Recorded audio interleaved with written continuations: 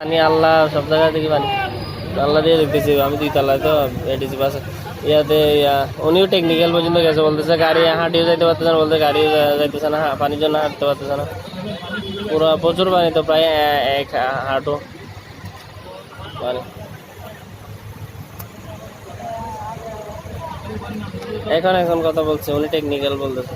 পানি তো এখানে পানি, এদিকে হাঁটু পানি দেখতে মানুষ মানুষ। হ্যাঁ, হ্যাঁ,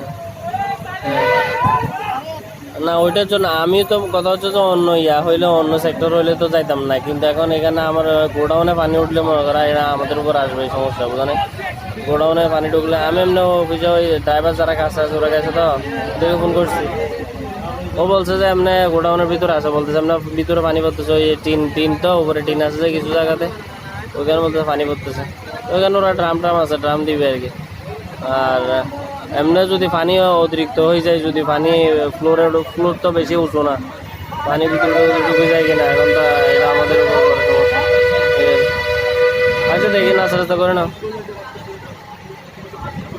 না না ওইটা ঠিক আছে, ওইটা ঠিক আছে, বস ওনারা থাকবে না, সবাই দেখবে না, সব তো